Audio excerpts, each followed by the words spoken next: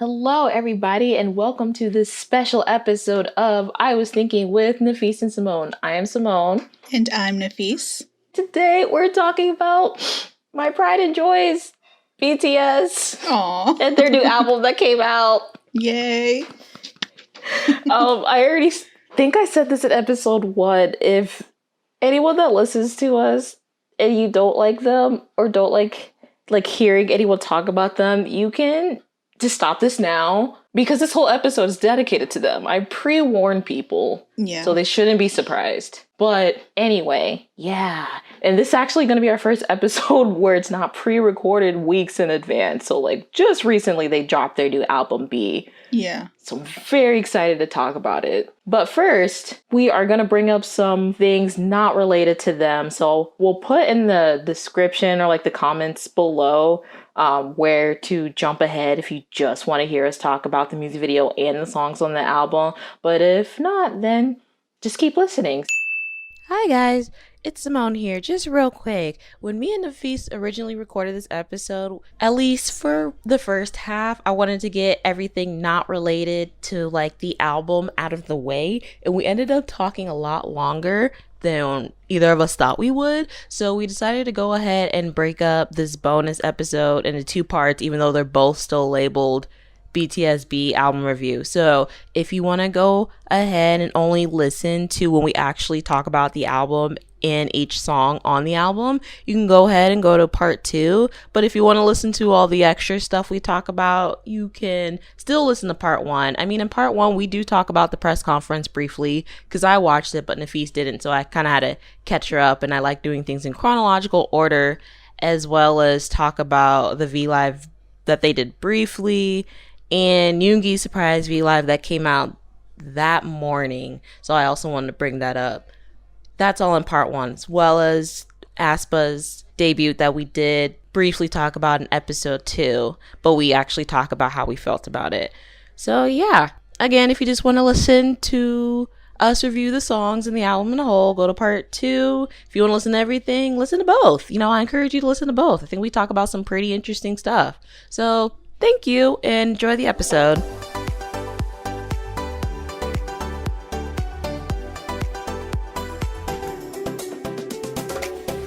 Before we get started, Nafees, how are you doing?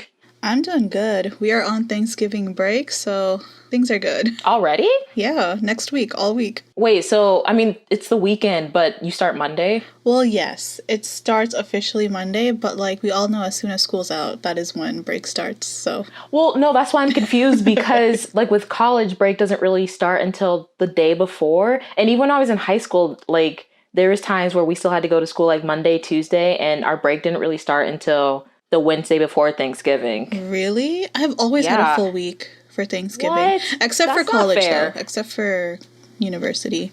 No, when I was in high school, it was like that, and college. So that's not fair. Maybe you had, hurricane days or something that you guys had to make up school? Could be that. I don't think so, because I don't think there was any major hurricanes when I was in high school. I don't remember. No, I don't think so. Yeah, I don't remember us having anything too big recently. Yeah, the biggest ones I can remember were at least when I was in elementary. And, I can't remember any of that. So that was way far ahead. Yeah, but I don't know. We've always had a full week, even public school. Well, that's nice. You're like, I don't know what to do with that information now. I really don't. You kind of stumped me because I thought you were just going to be like, oh, I'm good. I'm preparing for the break. But no, sweetie, I'm on break. That's not fair. Well, good for you. Thank you. You're welcome. And all the kids that you teach that have a week off. It's not like it really affects you don't much sound because happy we're still about that. But not because I'm bitter, but this year it's not like it really does much because we're still in a pandemic. Yeah. So that's another thing. But it's really only a break. No, I guess it's a break for everybody. I was just going to say the launch ed students, the one who are going to school from home. It technically wouldn't be a break, but it would be at the same time because they wouldn't have school to worry about. But they're still at home. So it's in between. The ones that come to face, that is a full on-point break for them. Yeah. I don't know. It's different for everyone. Mm-hmm. And also, real quick, I was just not only thinking back, but looking back at episode 2 when we talk about living in Florida. Yeah. And I said this in this little break I did, but I was still a lot nicer than I thought I was going to be. So just like real quick, want to shout out to Florida for doing absolutely nothing for this pandemic while other countries and other states in America are increasing like restrictions and going on lockdowns, yet we are doing nothing. Are we still the highest? I think we are, right? Yeah, I think we're like the 3rd state with the highest cases. I think California and Texas are number like 1 and 2 because they've reached over 1 million. Oh, really? Yeah. Wow. The state of California and the state of Texas are over 1 million. I think Florida is just right under there. So we might be close to hitting 1 million. Who knows? We might hit it soon. No, because I do remember at one point we were the number 1 place with cases in the entire world. Yeah, we weren't when it first started. Yeah. And that's why, like, at the beginning when the basketball teams were coming down to play, like, at Disney and stuff, because, we barely had any cases. And then we started rising in cases to where we became number 1. But apparently, like, our governor still thinks we're back where there's barely any cases. Yeah. So it's just kind of like a free-for-all. And then, like, there's counties, like, the mayors are trying to put restrictions or, like, mandatory mask mandates. But because the Florida, like, the state itself isn't doing anything, they can't enforce those laws. Or not laws, but just those restrictions.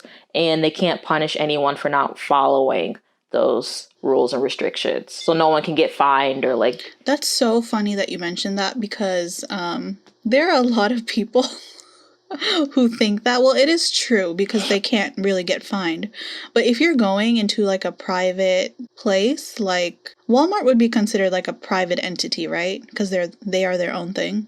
I believe so. Like big corporations like Walmart, Target, so like they can have kick their own you rules. out. Yeah, they can kick you out if they want people to wear masks and you're not wearing a mask, but like... See, this is where I think people get confused because they think that if the government says, oh, you can't fine people, they think it applies to like everywhere, but it does not. So I've seen a lot of videos of those coming up on my YouTube feed. Yeah, but someone correct me if I'm wrong, but even if they kick you out, I still don't think they can like press any legal actions or... like I said, fine you for not wearing a mask. The only thing they can really do is kick you out of their facility. But I don't think they can actually... yeah, that's what I heard too. Take any actions besides that or further from that. So that's where the other problem really comes in. Yeah, I don't think any of the videos that I've seen never fined anyone. All they did was ask the customer to leave. Yeah, and then these poor employees is trying to do their jobs who don't want to be there anyway, risking catching the virus themselves, trying to tell these people that don't want to follow the rules to leave, and then they get, yelled at and blamed for stuff. And it's just, this state is trash. I'm sorry. No, I'm not. I just feel like in general, though, the way this pandemic has been handled by our country could be better. I really hope we take that into consideration as we move forward and not repeat the same mistakes. Yeah, a lot of stuff could be handled better, but we'll see all that unravel in January when we switch presidents, even though Trump is still not conceding. Yeah, he's not. No, not at all. Let's move away from the politics before we get deeper. Yeah. Let's move on. Okay.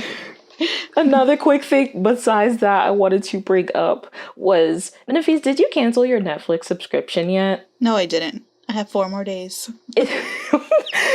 Use those 4 days as long as you can. Have you heard of The Queen's Gambit? It's actually pretty popular. I have, actually. I watched half of the first episode. Didn't finish it yet, though. Okay. Well, I know before we started recording, you were like, this is really slow. And I was like, Nafees, some of the shows you tell me to watch, I'm like, why does she think this one thing was slow? I don't know. I honestly... I mean, it is slow and it is about chess. So, like, you could take that as you want. I know chess isn't the most exciting thing to talk about, especially if you don't know what's going on. Like, when they were talking about different, like... the pieces and apparently the squares are names. Like, I was just like, okay, that's cool. Yeah, move that piece there. And the show is actually called The Queen's Gambit because that's actually a chess move. Oh, really? Yeah, they will mention it, I think, in the first episode, but it's not a spoiler, obviously, because it's a real thing. But you later learn it is called The Queen's Gambit because that is actually a specific, like, chess. Not like a move, but like, I guess, a way of playing chess. Chess is so complicated. I can't even explain it. Yeah. I used to play chess when I was younger. Were you good at it? Checkers, and all those things. I used to play checkers. Yeah, but it's been a while since I've played any of that, so. But anyway, I just thought that was a really good show. I just finished it yesterday, and it's really short. It's a mini series, so it's only 7 episodes, and they're about an hour long. So, I mean, like Nafees, if you can watch K-dramas, you can watch this if you're interested. Yeah. But I just wanted to shout out that show as well as like the main actors, or at least the actors I really like. So like the main actress, Beth, who is played by, I'm just going to apologize in advance if I butcher anybody's name. I am really bad at names. So the main character, Beth, is played by Anya Taylor-Joy. And I think she's new because I did a Google search. So I think this is like her main like breakout show. But she did a really good job. I really like her acting. Yeah. I saw her in something else too. It was also on Netflix. I just don't remember what it's called. Oh, but okay. I remember seeing her in a different show. Yeah, so like I said, she's probably been around for a while, but this is like something that's getting her more noticed. Attention. Or like her her breakout role. And then since you're only on episode 1, there's a character that comes in, Benny, who's played by Thomas Brody Sangster. And if people aren't familiar with names, but they're familiar with faces like me, he plays Newt in the Maze Runner series. Yeah. I remember him instantly. So he's new in the Maze Runner series. He was in Game of Thrones for a little bit too. And not a lot of people know this, but he was actually the voice actor of Ferb from Phineas and Ferb. No way. Yep. I did not know that. Yeah, I knew that when I saw him in the Maze Runner immediately because I think I looked it up one time and I was like, oh my God, it's Ferb. Hey, Ferb. That was my show as a kid. I loved Phineas and Ferb. So anyway, and then Harry Beltic. So like Thomas and Harry, they're British, but of course, like the whole show is set in America and it's set in the 1960s. So like, you know, they don't have their British accent. But like this Harry Beltic, is his character's name. I got confused because his real name is actually Harry. It's Harry Mellington. And Harry Mellington, for the longest time, it was bothering me because I'm like, why does this guy look so familiar? So when I did my like search, he's in the Harry Potter movies and he plays Dudley. Really? Yeah. And such a difference because, you know, he lost so much weight. So that's why I was like, his face looks familiar, but I don't know where I saw him. So yeah, he's in that. Okay, wow. And then I think she is definitely a new actress. She's only in like the first couple episodes and then like the last couple episodes of this series. But, you know, I got to shout out my Black woman in the entertainment industry. So her name is Moses Ingram and she plays Jolene. And I just really liked her character. Jolene. Oh, I like that song too. Yeah, that song did pop up in my head when they would say her name.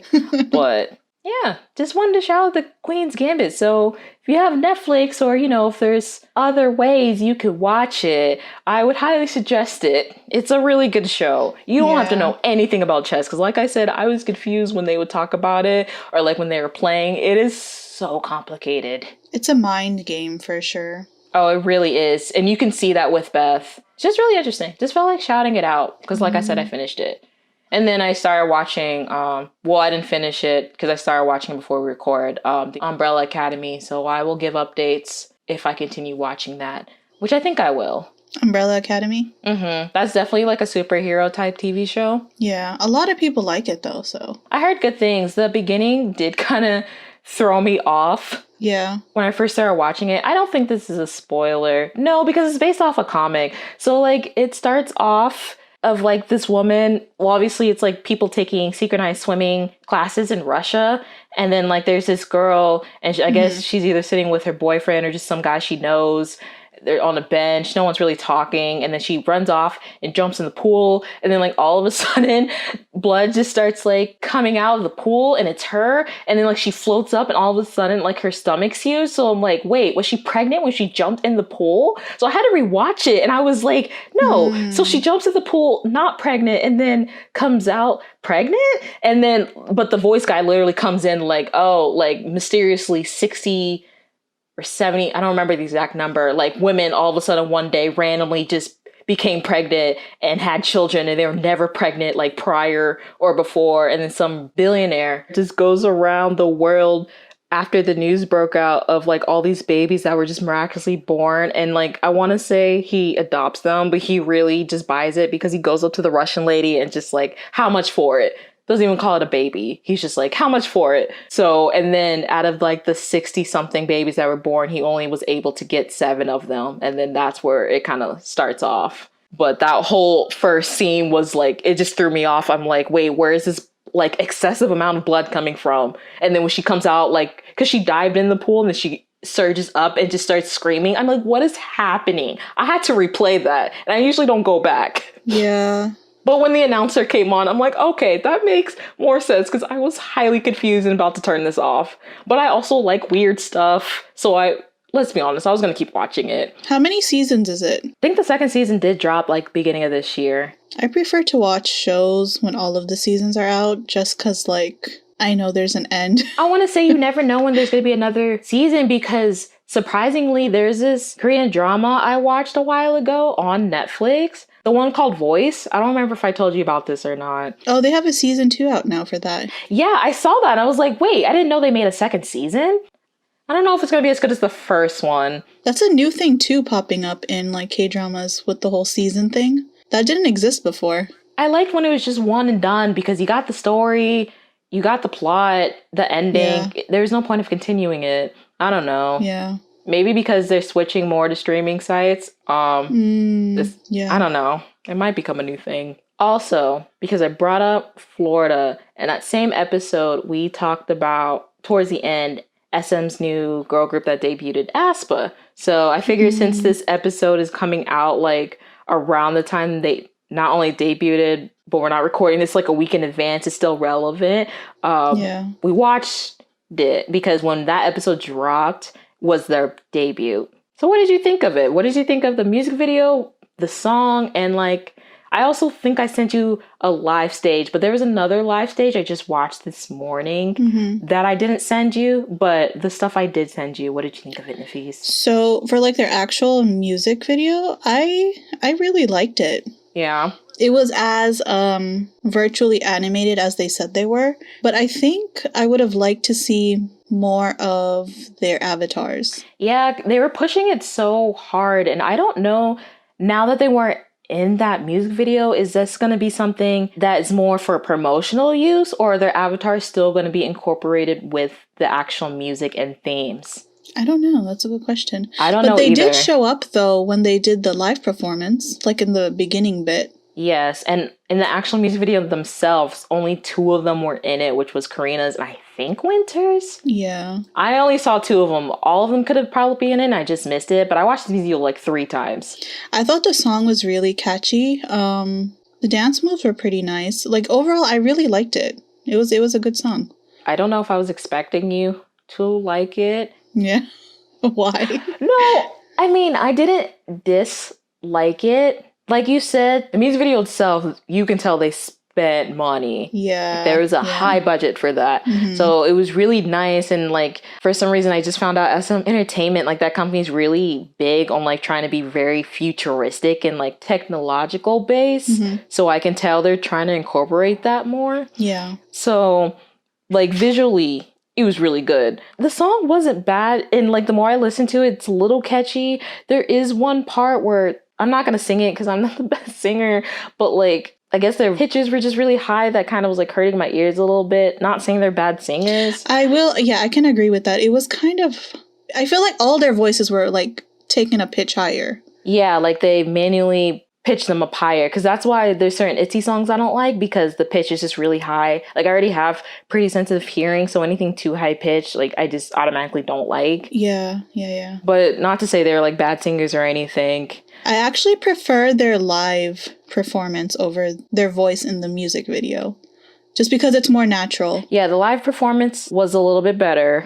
The choreography was really cool. I like the part where the chorus starts, like, and then they drop to the floor and then like kind of sway and do this leg thing. I like it in the live performance, the second one I saw, but in the music video and the one I sent you, for that part, they're trying to do this weird, like, or not weird, but this new angle trick with the camera, and just the way they kind of angle the camera during that part, like I feel like it's a little too close, like to whoever's up in the middle of the front of the choreography, like their upskirt, which I found really disturbing, a little inappropriate. Like it's something it's kind of hard not to notice. So I kind of wish they just did that from like a wide shot of them, because it looks a lot better and cooler when it's a wide shot of like them and the backup dancers doing that move compared to that weird angle in the music video. That's really my main criticism. But I mean, they just debuted. I'll keep up with them for sure. I feel like they have a strong future, and like this music video already is doing really good. So they're definitely... Yeah, I was just gonna say they had a really strong debut. Yeah, they're definitely trying to be in that competition. A lot of people are complaining and trying to compete more with like ITZY and Blackpink, which I can see. Yeah. Especially with the like girl crush type concept, which I mean, it's becoming more popular in general, but still. Yeah, like I remember reading in one of the comments, someone was like, I repeat, they are not Blackpink. I repeat, they are not Blackpink. I found that so funny. I'm like, wow. But you know, it's natural though to compare them to that, because they are also a 4-girl group. Like a 4-member group. Exactly. So it's only natural for that comparison to come about. Yeah, we'll see so far. I usually don't pick favorites, but for right now, I really like the one girl. I think her name is Ning Ning. She really stood out to me. I can kind of tell they were, at least in the music video, really pushing for Karina. You know, honestly, in the actual video, I couldn't tell their voices apart. I couldn't either. Because it was all just like at one... They all sounded the same. I don't know if it was like a pitch thing or what it was, but like when they did the live performance, then I could actually like hear, okay, so this is this person, this is that person. I don't know their names yet, but I think over time I might end up knowing, Only because I was keeping up with all the news. So there's Giselle, who's the rapper. I don't know the other girls' positions. There's Karina, who was really pushed because she was the first one where we like got introduced to like the avatars. Like her avatar was the first one. There's Winter, and then there's Ning Ning. Okay. So even in the music video, I feel like I was able to distinguish Ning Ning's voice out of all of them. So that's why I said she stood out to me the most. Gotcha. First song, only song. Even on like Apple Music, it's literally the only song. Because like some K-pop groups now, when they like debut or like put out a single, it's not really a quote unquote single. It's like one song, another song, and then a bunch of instrumentals. But for this, it's just the one song. So I'll just give them time. I'll give them time to grow into their group, their concept. Yeah. They're still so young. And like I said, it's just their debut. Can't be too harsh. It wasn't completely trash, but I think the hype was a little like, it was very high. Yeah. I don't know, but it wasn't bad. Yeah, I don't think I was disappointed though. Because like I typically compare it to the hype, and like naturally I would like to see if it, you know, lives up to the hype. It kind of does, it kind of doesn't, but like you said, there's definitely room for improvement, so. Of course. But you know, I actually felt like that about TXT too. At first, I thought they were just really... I could agree with that. They were just really not... Like, you can tell they're new. But, like, they really did improve, though, within the span of a year. Like, their vocal range, their music videos, the lyrics, all of that, like, really, really improved and got better, so... Yeah, like, I can 100% agree with that. Because, like, even if you look at before and now pictures, like, they literally debuted and they just look like children. Yeah. And now, like, you can tell they're getting older. I'm like, what are they feeding their artists over at Big Hit? Yeah. Hasn't even... Well, it's been a solid year, but still. And they're super tall, too. It's like, what? They're so tall. And it makes me sad. I'm so short. I mean, yes, I am a female, but, you know, sometimes I wish I was a little taller. Just a little bit. And I don't like wearing heels because I'm not used to the height, but I already am uncoordinated and like not really good with my balance, so I can't already walk in heels. It's fine. I've already accepted I am 5'5".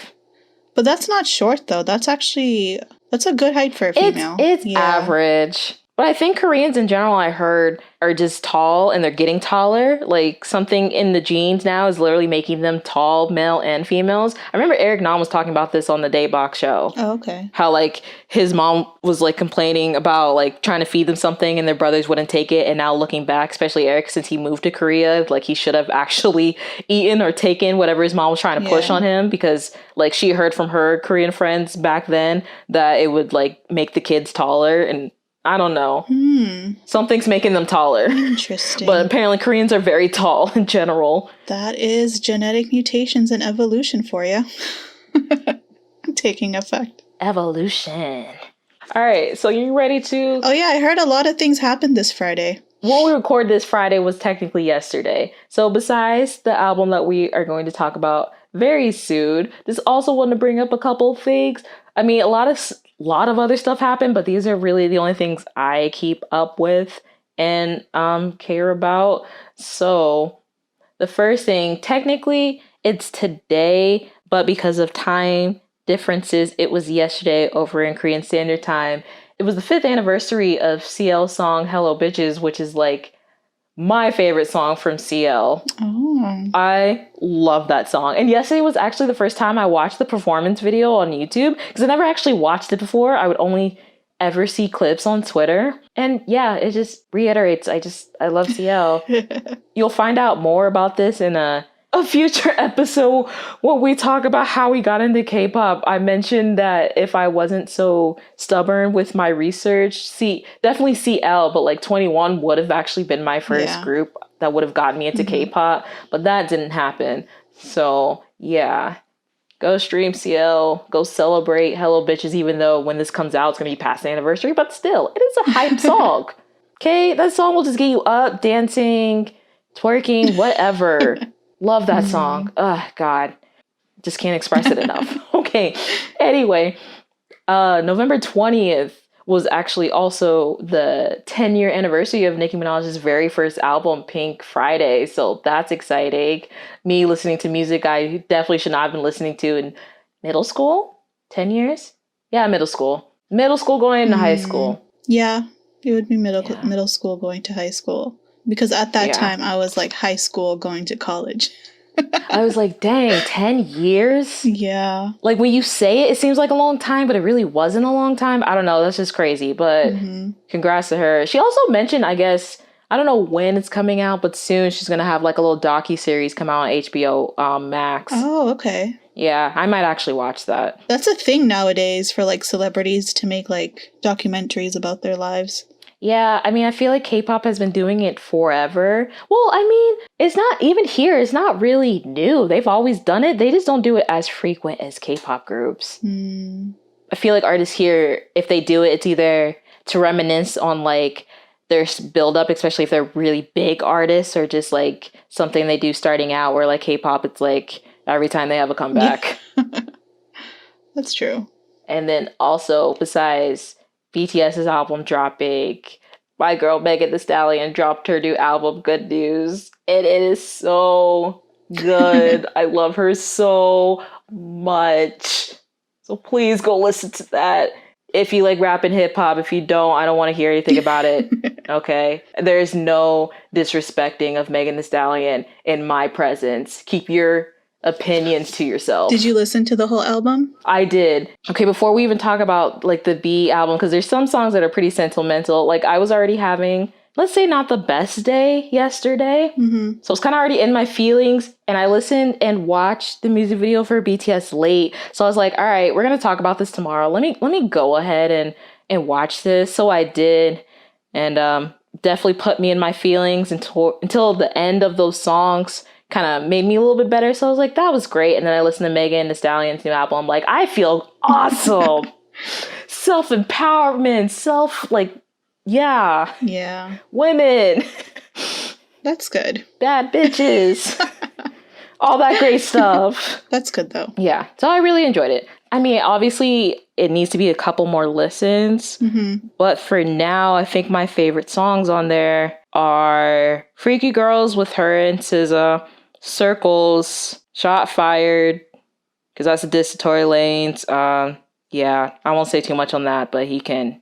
I'm trying to keep it PG-13 on this podcast, so and go crazy with Big Sean and 2 Chainz. 2 Chainz, I won't say I feel like he was struggling a little bit on this verse, but you know, it's fine. I was here for Megan and Big Sean. So yeah, and then like towards the end, the 3 songs are like, I guess a lot of people are doing pre-releases now. So like Girls in the Hood, Savage remix with her and Beyonce, and then Don't Stop with Young Thug, which I didn't like Don't Stop at first, but then it kind of grew on me. So now I like the song. Oh, and also Body, but I have not watched the music video for Body yet, but I'm sure when we stop recording, I'll watch it. Okay. So, ready to jump into this? I am ready. Yeah. Woo, woo, woo, woo, woo. I just want to say though, like, this was a great album. I really liked it. It had the opportunity to be cheesy, but it was not. So that's always good news. Okay, I can see what you mean by that. Yeah. I understand. But thankfully it wasn't. It was definitely a little, well, not a little, more sentimental. But I was already prepared for that because I think at the very beginning they already said, like when they were doing that whole little like album preview thing on YouTube, they said they wanted to make another like Spring Day type song. I feel like the title track was a little bit more like I know nothing about music, so I can't talk about like the instrumentals and all that, but I think it was a little bit more upbeat than Spring Day, in my opinion. This one, I don't think this one was upbeat. I think it was very like calm and hopeful at the same time. Like it had that positive energy in it, but it wasn't like Spring Day where the beats and the instrumentals were positive, but the lyrics were like really heavy and like deep. This was too. I mean, these lyrics were heavy too, but it was more heavy on the positive side. No, this was too, but it had a much more calmer vibe. Like, okay, we can get out of this. Like, you will be okay. Life will go on type thing. Yeah. Which, I mean, fits the title. It does. I mean, this is where we're technically going to start talking about, like, BTS, the songs, and the album. But, like, before we get into the actual songs, I don't know why I'm like this, but I just felt like we need to go in chronological order. So I'm going to start. I watched the press conference. I did not. So you're going to have to tell me what happened. That's fine. I mean, there's not much. I'm a terrible note taker. So okay.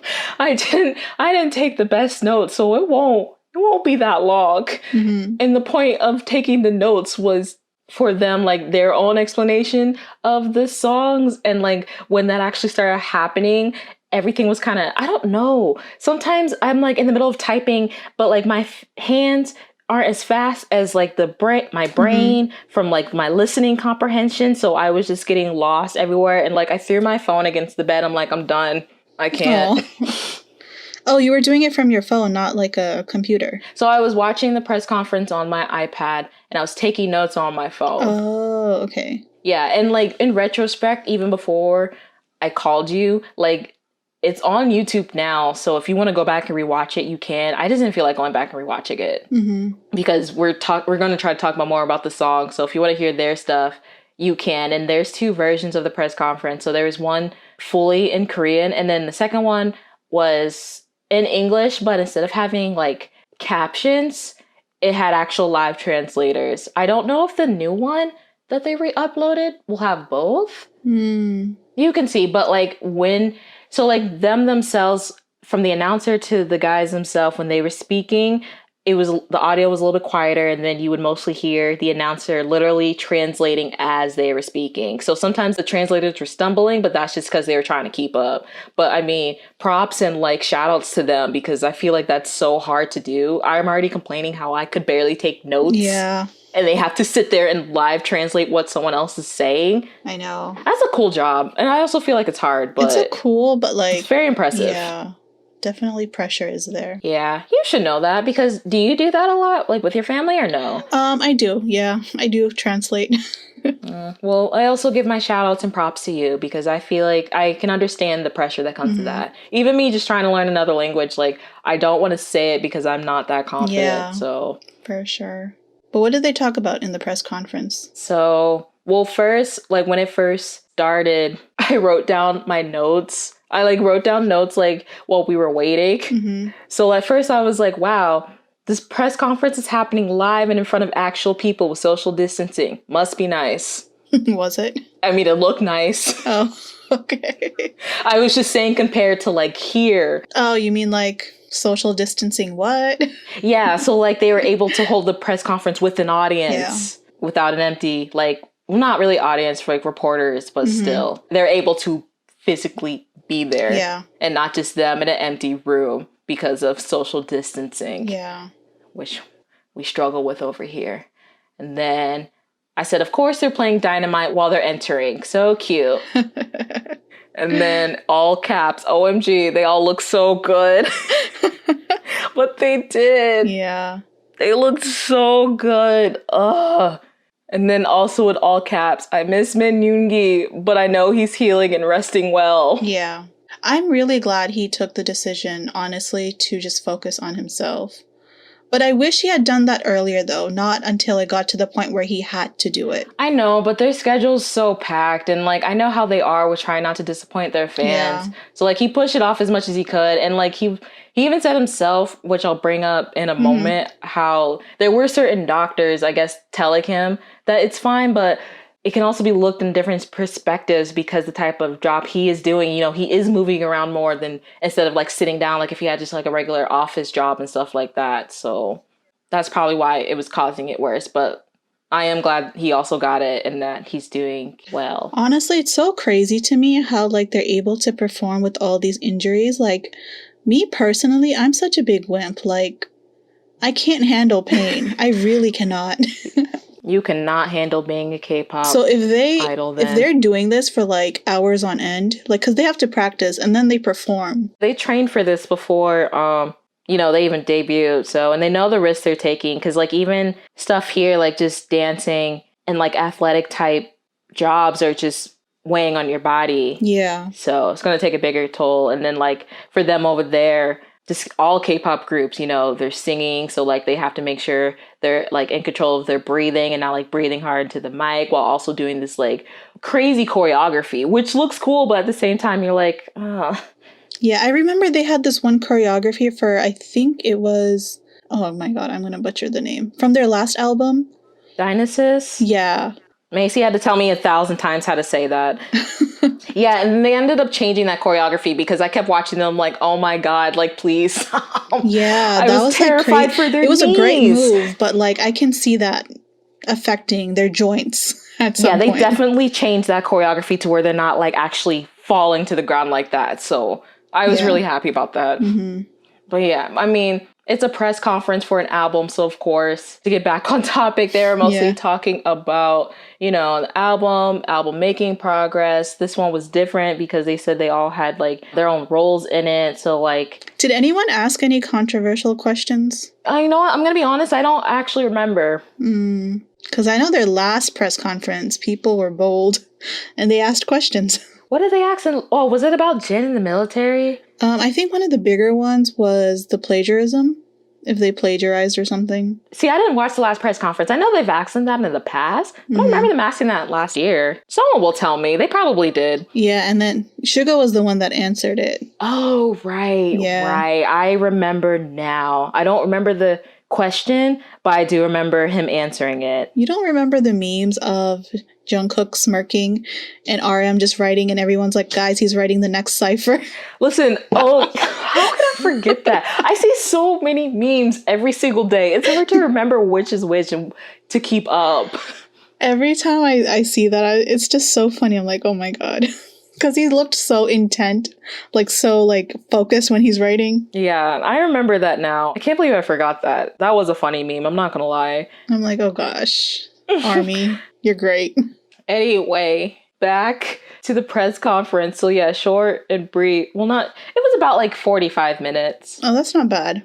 Yeah, no, it wasn't that long. And like I said, they mostly answered questions. And then they did like a little cute thing too where I think they answered, I'm assuming these were fan questions, and like on the screen behind them, they kind of had like doors to match like each of their concepts. So like they had to open a door to like reveal a question and they answer it. So that was cute. Oh, that's cute. Yeah. And then they also kept bringing up like Yoongi and how much they missed him. And then like there were certain answers they were like, oh, he can answer this better than us, or like, you know, that's a Yoongi question. And I was like, oh, they really miss him.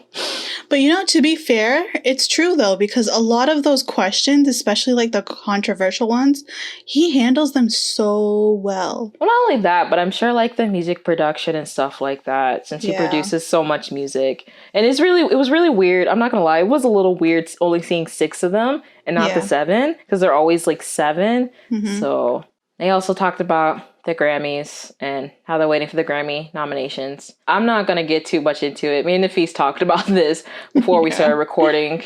All I will say is, if you want to look more into why I'm not talking about this, you can read the article from Big Hit on Weverse yourself. And the only thing I'll say about it is I really wish they talk more about the lack of Asian representation. Mm-hmm. Not even just like for music, but just like entertainment in general. And I just mean like Asians from like outside of America, or like Asian Americans, like Asian Canadians.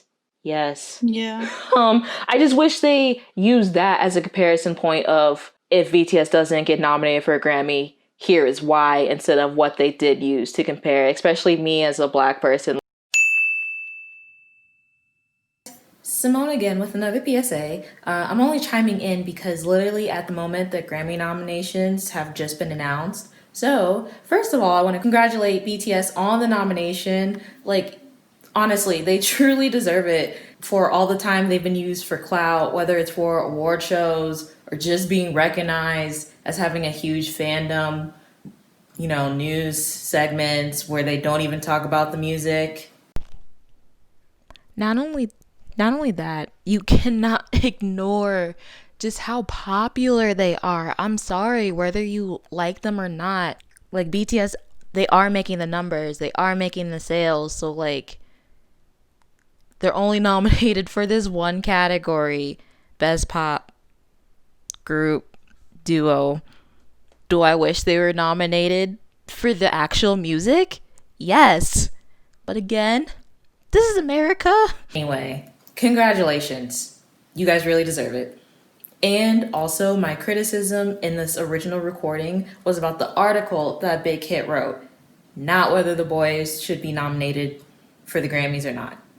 But with all that being said, that still doesn't change my mind how I feel about award shows, especially American award shows. I think me and Nafees mostly talked about this really briefly in part 2, but I feel like art and music and movies and just like anything in an artistic category can't be measured through awards. But at the same time, you know, I'm realistic, and I know at the end of the day, this is still a business, so awards are used for so many things business-wise, and like gives that artist and honestly the company that's like behind them opportunities to do more things than many artists get just because, you know, they have an award title to their name. So, I mean, I get it. I keep saying this, but I really feel like there's just so much creation in this world, so much to consume, and a small portion of that can't be measured through awards. You can agree with me or not. That's just how I feel. And honestly, I'll never really care about American award shows until they actually be more fair in these categories and have a wide range and diverse opportunity for people of color, whether it's in this country or hopefully more outside this country. I mean, why do we keep putting categories like Latin music in their own subsections and not putting them into main topics, especially if they really make a big impact? Like, I'm thinking back when like Despacito was very, you know, it was making its rounds on the radio and everything, and then like this opportunity with BTS. Also, I'm really tired of having Black artists always be put in an R&B or a hip hop category, yet they make pop music, like with Normani, or even Doja Cat, because I know the AMAs were just recent and they nominated her and like The Weeknd for some type of R&B category, but neither of them make R&B. Doja Cat is 100% like more pop. Anyway, it's just, yeah, it's just annoying. Like I need them to stop making these weird sub hip hop and R&B categories just to put black people in. Anyway, I really only just came on here to say congratulations. I would have still been a fan and listening to their music, whether they were nominated or not, and whether they win or not, because I still think people should just like what they want. Also, I'm rooting for all my black people and black women that were nominated, including Megan Thee Stallion, Beyonce for everything that was like Black is King, and Chloe and Halle. So I'm really just rooting for BTS and everybody black. Okay, thank you, and on with the episode. Like at first, when it came out, I didn't understand why everyone was mad. And I also read this at like 4 o'clock in the morning, so I was still waking up and I skimmed through it. But when I reread it, I'm like, oh no, this is bad. Like, yeah, this is bad. A lot of the points they were trying to make did not hit the way they thought it would. Mm-hmm. And this just also brings up, I'm also going to say this real quick, just because I'm really into something, I really like it. I'm not one of those people to like ignore the bad side. I feel like me and Nafees either said this before or we'll keep saying this. We are both the type of people that are very realistic. So as much as we enjoy something, we also look at it from like a real and critical point. So like even with BTS, if there's something that comes up, depending how much I want to talk about it and it is a little like critical, I'm not going to hold back on my feelings, whether they're good or bad. Mm-hmm. So I'm just putting that out now for future episodes. So, but that article was not it. Big hit. It also goes into my thing where I think I talked about this a little bit in one of our episodes when I brought up that one song from this group I like, DKB. If these companies really want to start breaking out internationally, I really need them to not only hire people that know like the language, but to know the cultures that these K-pop groups are trying to experiment with, whether it's musically, concept-wise, in general. Obviously, that's going to mean they're going to have to care and like they're going to start having to lose money because they don't change their way. So until that happens, I feel like I'm screaming into the void, but... And also the timing of things. Like not knowing the culture is important too, but you have to know the timing of it too. Like for example, like this whole year with the whole BLM thing and like all these other companies and stuff some try to address it, some completely ignore it. So I just feel like if you want to break into like in America, for example, you have to know what's going on here, like you said. And it's not like they don't. But not to the degree that they should know, I think. No. Because this is a business. You are trying to make a profit, so... Everything's getting so, like, smaller because of the internet. It's kind of hard not to. But at the same time, I feel like this is more towards, like, company things. Yeah. It's like basic marketing to know that if you are going to branch out of your target audience to get a bigger audience, you need to learn about the new audience you're targeting. Like...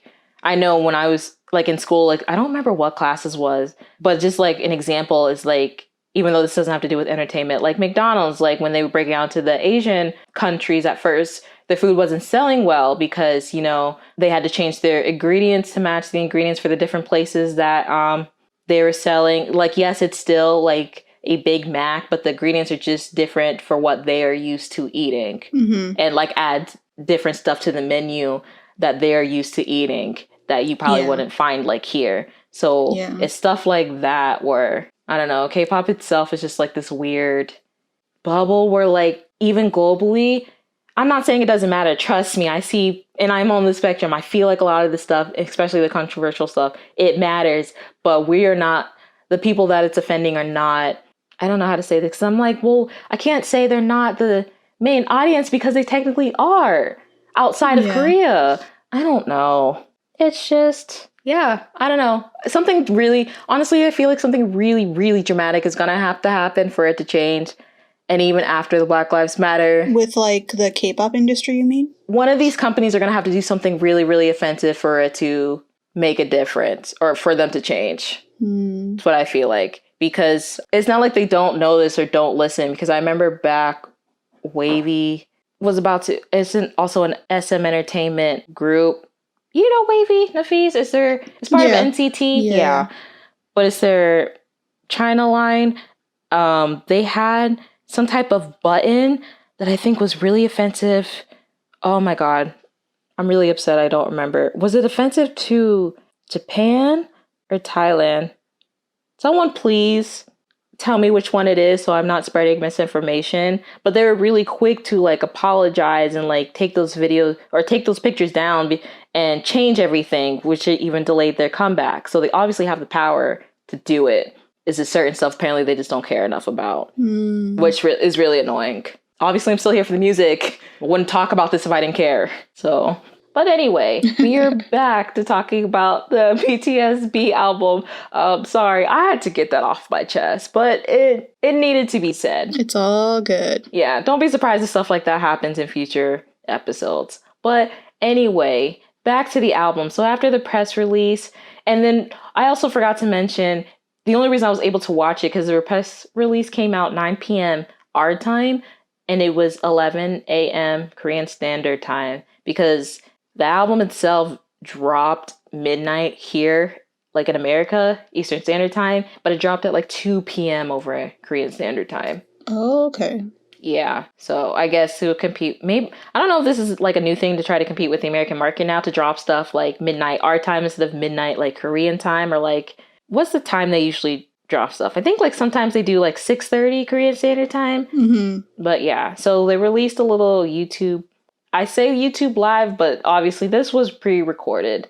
And it is back on there because I'm going to be honest, I did not watch this when it came out. I went to bed. Yeah. I like my sleep. I'm like, I will catch this in the morning. They will re-upload this. I'm not missing anything.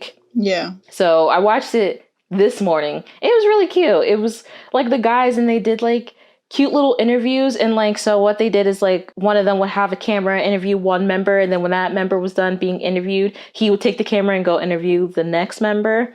Mm-hmm. So the order it went in was like J-Hope was first, and he interviewed V/Taeyong, and then V, when he was done, interviewed Jimin. Jimin did RM/Namjoon.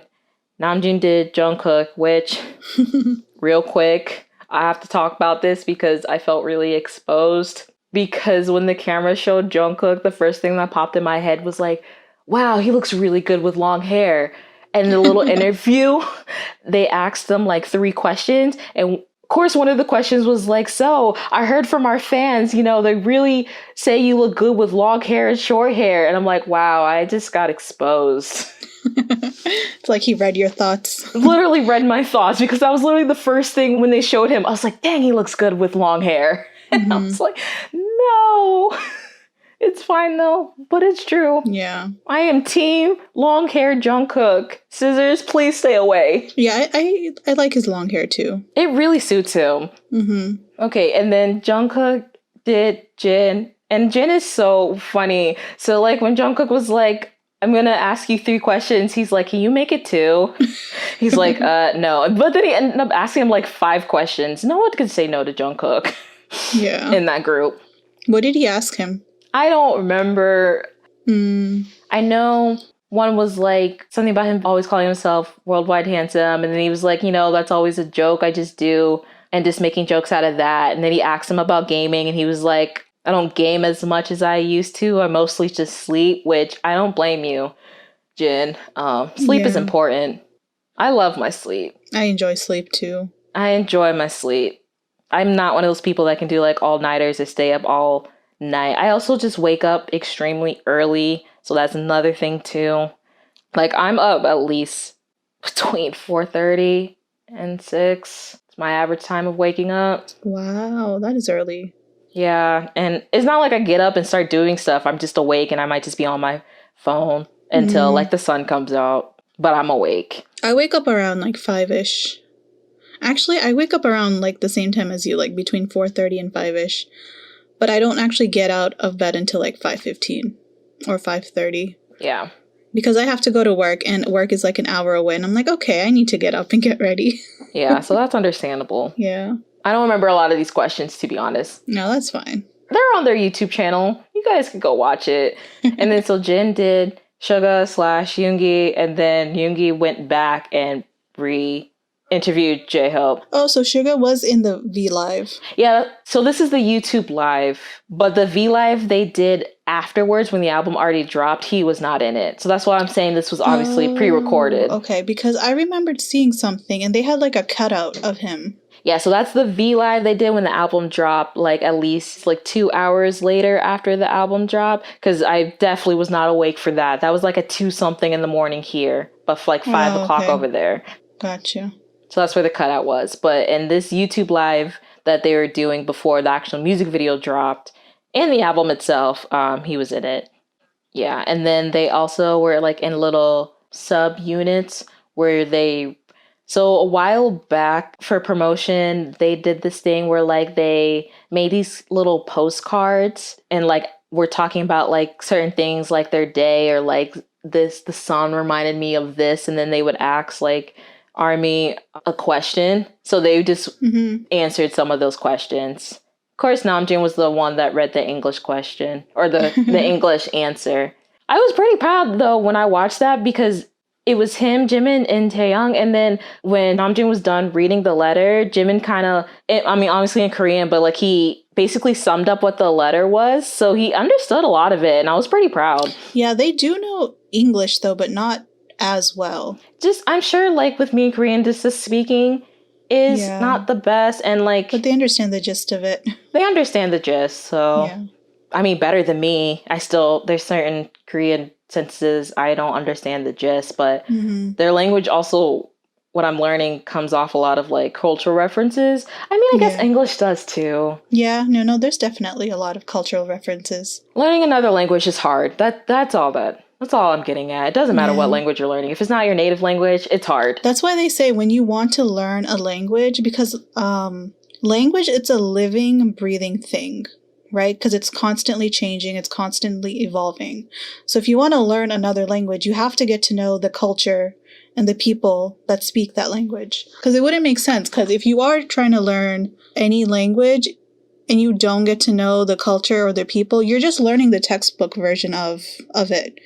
And that's not really applicable in real life. Get what I'm saying? Yeah, I never looked at it like that. And that makes a lot of sense why a lot of non-Black people mess up with AAVE. I don't know what that is. That's oh my God, I don't know the actual acronym. It's basically, you know how Black people have a specific way of talking, like with their slang and stuff like that. It's something we basically had to create on our own because, you know, the way the system is, certain areas, especially if they're predominantly Black, schooling is just like limited. So like there's certain words that we say is actually one thing, but the way we say it just sounds different, or just slang terms in general. Oh, okay. Yeah. It's called, let me get the actual thing. African American vernacular? Yes, vernacular English. God. or just Black English. It is actually a real thing. Black English, okay. Yes, and a lot of younger people for some reason are now considering it internet slang, which is not internet language. I need y'all to know this. What you're using as internet language or slang or whatever is Black English. Who do you think started stuff like swag and YOLO? Am I supposed to answer that, or was that a rhetorical question? It's both, but I need that to sink in for people, okay? Okay. So yes, that's what it is. So what Nafees was saying makes sense, and it's understandable if you look at it that way. Anyway, what were we talking about? The album, all right. Yes, also real quick, a lot of stuff happened. We're getting there, guys, I promise. Last night at midnight here, and then I think 2 o'clock over there, Yoongi actually did like a surprise live to reassure everyone that he is okay. So I have not watched it yet because on Vlive, which is the app I use to watch this stuff, isn't translated yet. But I went on Twitter because I follow a lot of like translating accounts. So I got the gist of basically what it's about. And then I picked out some tweets from this one I follow. Their @ is Haru with BTS. And they do a really good job at translating stuff, especially live. So I was just going to quickly like read off the things they talked about, or he talked about. Obviously, he was reassuring everyone that he's resting well. I did see some pictures, and he's like in a cast and sling. So I don't know what I was thinking. Like, yes, obviously he's in a cast and sling. He just had surgery. Yeah. I don't know what was going through my brain. Why I was shocked when I first saw that. I'm like, duh, Simone. It's like, oh, you're actually resting. Like okay. you were actually injured. Oh God, I'm so dumb. Okay, anyway, so I guess even before that, I just picked out the highlights. I didn't pick out everything, so you guys can go watch it for yourself if you want. But he talked about, I guess, like just even before the surgery, he would get injections every 2 to 3 weeks. Aww. And people said it would get better through therapy. But, you know, obviously, as we know, it ended up with surgery. And he apparently was even getting injections like overseas during the overseas tours. Oh. So that just reiterates, I guess, how bad we just didn't know this was. Yeah. And then he also talked about like after 2 days of filming Dechitois, which was for his mixtape back in May, and filming the Chill Song ad, which is like a soda brand that they're BTS's advertisers for or sponsors for over there right now. There's a certain period of time where he couldn't even hold like the bottle with his left arm because it hurt so much. And I think he also said that sometimes with like the mic, because he always holds his mic with his left hand. Aww. And of course, he said he didn't want to have the surgery, but just because the pain was taking a toll on him, like physically and mentally, so it really was getting that bad. And he also expressed that, you know, he wasn't going to be in his 20s forever, which is true. So I'm glad he's actually taking a break. Yeah. No, I'm glad he took it very seriously, because like injuries like that isn't a joke. Yeah. And then like, I guess he was telling some like funny, trying to be like, you know, lighthearted. So he told some stories how like, I guess like when he's in sick or in pain, he laughs a lot, which I can understand. Not in like sickness and pain, but when I'm nervous and especially in bad situations, I do have a tendency to like be really giddy. I can't explain it. I think it's just because I'm so uncomfortable. That's the only thing to make me comfortable. Yeah. So we just talked about like, I remember he did get his appendix taken out earlier in their career. And I don't remember if it was one of those cases where like it busted and he had to take it out, or it had to be. My grandpa had to get his taken out because it bursted, because that's a real thing that happens sometimes. So he was just talking about like how after that surgery and this surgery, when he was like, you know, obviously on the medication, he was just like laughing the whole time. So like laughing while they wheeled him into his room. Yeah. Obviously, he said no matter what hospital you're at in this world, hospital food's not good. I've never had hospital food, so I can't attest to that. Also talk about like the sling was really hard. Like, so obviously putting on clothes was uncomfortable, wearing them, sleeping, getting in and out of cars. Yeah. Again, I can't attest to that because I've never broken a bone in my body, so I've never had a cast before. Have you? I haven't broken a bone in my body, but like, I'm not sure if you remember this, but I used to come to work with my right hand like straight because I pinched a nerve. And because of that, like I had a lot of inflammation, so I couldn't even like move my arm. Dang. So I've been using my left hand for like 2 weeks. So I understand the pain that comes with trying to do everyday things. Oh, okay. With just like one part of your body. Yeah. I didn't know that. Yeah. It's difficult.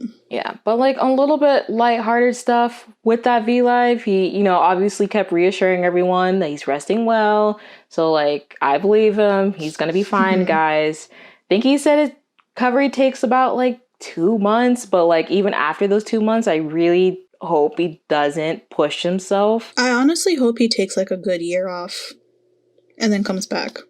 But that may be too long in like this industry though. Yeah, because that's pretty close to, I don't know when they have to go to the military. And like him and Jin, you know, they're pretty close to that age. Yeah. Because even that like little big hit release telling us about the surgery, they said he also did it because, you know, to prepare for his military service. So that would make sense too. Yeah So I'm not sure about the year thing, but like hopefully no promotions, don't dance. Yeah, because obviously he said on his free time he's working on music and learning English. That's good. Yeah, seems like something he's really trying to do. And he also compared his sling look like a bag for Holly, which is his dog. Aww. Which I thought was cute. Yeah. He has like a little, I think it's a miniature poodle. It looks like the exact same dog my grandma has. Holly's really cute. And fun fact, he said apparently this album that we are literally about to talk to finally soon was finished in July. What? Yeah. I'm not surprised. They're always doing people don't realize when they're not on camera, they're always doing something. They're always doing something, yeah.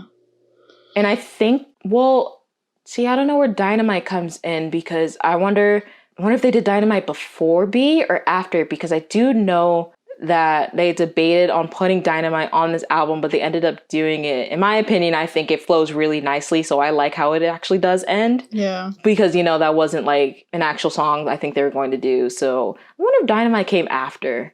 I don't know. And it's okay if we don't know. I don't need to know everything. That's completely fine with me. I'm not one of those people that like pester into their personal lives. I'm like I must know this information.